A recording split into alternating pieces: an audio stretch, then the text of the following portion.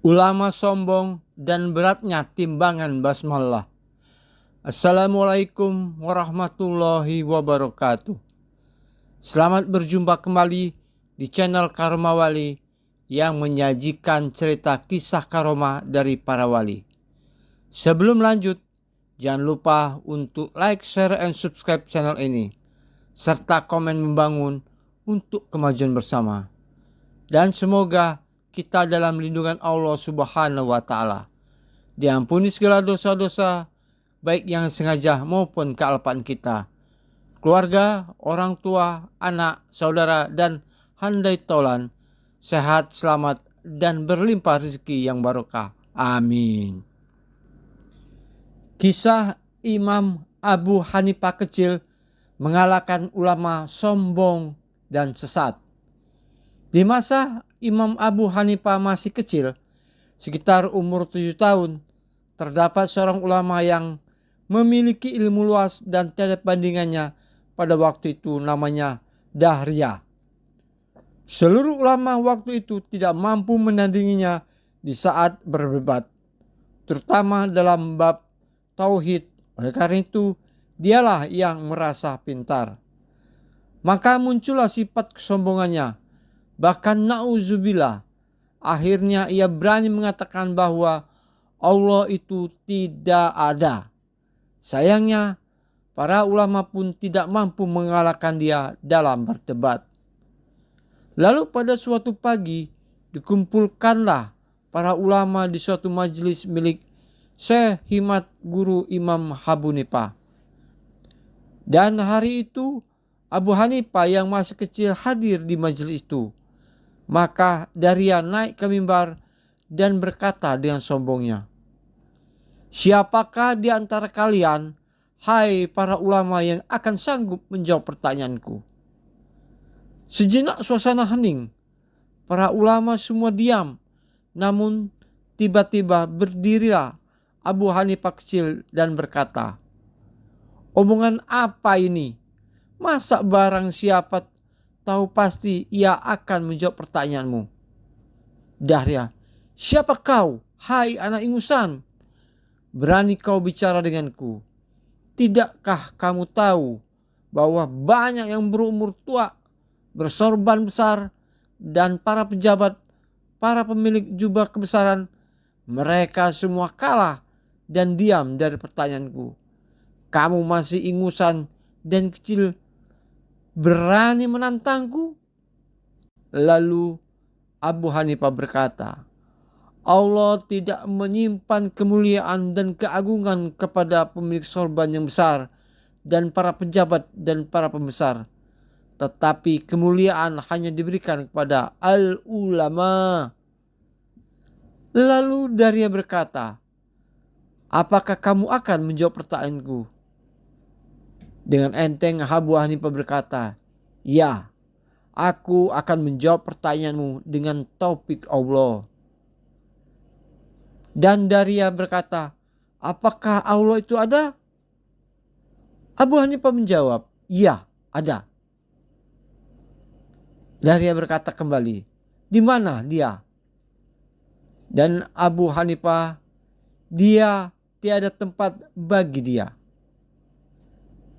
Kemudian Dahriah menjawab lagi, "Bagaimana bisa disebut ada bila dia tak punya tempat?" Abu Hanifah menjawab, "Dalilnya ada di badanmu kamu, yaitu ruh, saya ada. Kalau kamu yakin ruh itu ada, maka di mana tempatnya? Di kepalamu, di perutmu, atau di kakimu?" Dahriah diam 1000 bahasa dengan muka malu. Lalu Abu Hanifah minta air susu pada gurunya, Syekh Himad, dan ia berkata pada Dahriah, "Apa kamu yakin di dalam susu ini ada manis?" Lalu Dahriah menjawab, "Ya, saya yakin di susu itu ada manis." Lalu Hanifah berkata, "Kalau kamu yakin ada manisnya, saya tanya, apakah manisnya ada di bawah, atau di tengah, atau di atas?" Lagi-lagi Daria diam dengan rasa malu. Lalu Abu Hanifah menjelaskan, seperti ruh atau manis yang tidak memiliki tempat, maka seperti itulah pula tidak akan ditemukan bagi Allah tempat di alam ini, baik di ars atau dunia ini. Lalu Daria bertanya lagi, sebelum Allah itu apa dan setelah Allah itu apa? Lalu Abu Hanifah berkata, tidak ada apa-apa sebelum Allah dan sesudahnya tidak ada apa-apa. Dan Daria berkata kembali, bagaimana bisa dijelaskan bila sebelum dan sesudahnya tak ada apa-apa? Abu Hanifah menjawab, dalilnya ada di jari tanganmu. Apakah sebelum jempol dan apakah setelah kelingking? Dan apakah kamu akan bisa menerangkan jempol duluan atau kelingking duluan? Demikianlah sifat Allah. Ada sebelum semuanya ada dan tetap ada bila semua tiada. Itulah makna kalimat ada bagi hak Allah. Lagi-lagi Daria dipermalukan, lalu ia berkata, satu lagi pertanyaanku, yaitu apa perbuatan Allah sekarang ini? Abu Hanifah menjawab, kamu telah membalikkan fakta. Seharusnya yang bertanya itu di bawah mimbar dan yang ditanya di atas mimbar. Akhirnya Daria turun dari mimbar dan Abu Hanifah naik ke atas mimbar. Terus Daria berkata, apa perbuatan Allah sekarang? Abu Hanifah menjawab, perbuatan Allah sekarang adalah menjatuhkan orang yang tersesat seperti kamu ke bawah jurang neraka dan menaikkan yang benar seperti aku ke atas mimbar keagungan. Maha suci Allah yang telah menyelamatkan akidah ahli sunnah wal jamaah melalui anak kecil. Cerita kedua adalah mengenai kisah ketika basmalah Kiai Sarbini ditimbang dengan makanan. Nilai-nilai terkandung nama Allah di dalamnya tak bisa dibandingkan dengan harta duniawi manapun. Ibnul Qayyim al-Jauziyah dalam kitabnya Jadul Ma'ad mengatakan, kalimat La ilaha illallah adalah kalimat super. Demi kalimat ini Allah membuat surga. Bagi yang menolak kalimat ini, orang akan masuk neraka. Padahal sebagaimana kita tahu, kedalaman neraka ukurannya adalah apabila ada batu dilempar masuk ke dalam, 70 tahun kemudian batu tersebut baru sampai pada dasar neraka paling bawah, saking dalamnya. Untuk mengenal dan menerima konsep La ilaha illallah, manusia butuh tempat untuk berlatih. Dengan begitu, Allah menciptakan langit dan bumi. Dalam latihannya, Allah menciptakan Rasul untuk mengajari para manusia. Semuanya demi kalimat La ilaha illallah. Apabila ada orang kafir selama 70 tahun kemudian membaca La ilaha illallah, semua kekafirannya dihilangkan. Ayo, yang belum subscribe, tolong segera, biar rezekinya mengalir deras dan membawa berkah. Amin. Terdapat cerita tentang keagungan kalimat tauhid yang dibaca oleh Kiai Sarbini. Kiai Sarbini merupakan wali besar seperti Syekhona Khalil asal Bangkalan, Madura.